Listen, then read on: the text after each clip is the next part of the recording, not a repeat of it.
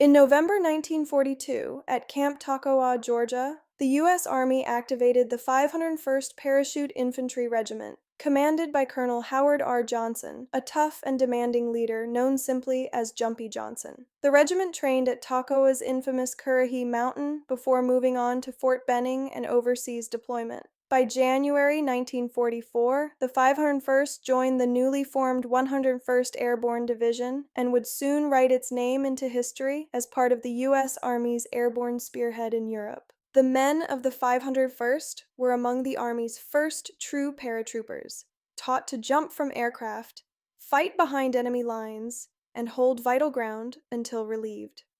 After months of training, they sailed for England in early 1944, preparing for the greatest invasion of the war, Operation Overlord. In the early hours of June 6, 1944, the 501st parachuted into Normandy. Like other airborne units, they were scattered by heavy German flak and poor visibility. Colonel Johnson himself was wounded but refused evacuation, rallying his men into effective fighting groups. The regiment's mission was to seize causeways and secure approaches inland from Utah Beach, as well as capture bridges across the Douve River.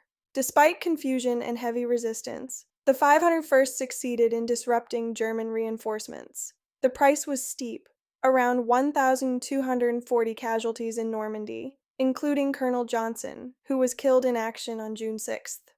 His leadership and sacrifice left a lasting legacy on the regiment. 3 months later, the 501st was called into action during Operation Market Garden.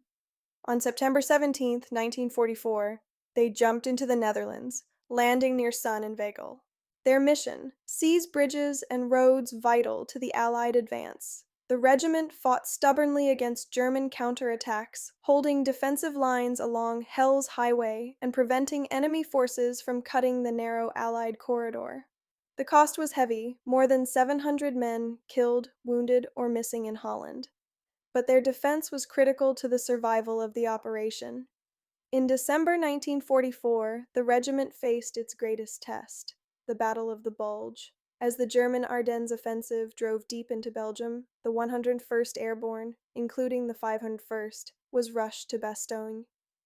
Poorly supplied and outnumbered, the regiment dug in against tanks, artillery, and waves of infantry assaults. The 501st held key defensive sectors under brutal conditions, including the villages of Bizory and Longchamps, where the fighting was bitter and unrelenting. By the end of the siege, the regiment had suffered around 580 casualties, but their stand helped deny the Germans control of Bastogne and turn the tide of the Ardennes campaign. By the time Germany surrendered in May 1945, the 501st Parachute Infantry Regiment had fought across France, Holland, Belgium, and into Germany itself.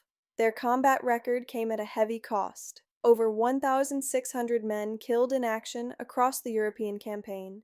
For their service, the regiment received 2 Presidential Unit citations, the French Croix de Guerre with Palm and the Belgian Fourragère, honors that testified to their courage and sacrifice. The men of the 501st had lived the airborne creed: first in, last out, always ready. They left behind a legacy of grit and determination that remains a proud part of the history of the 101st Airborne Division, known forever as the Screaming Eagles.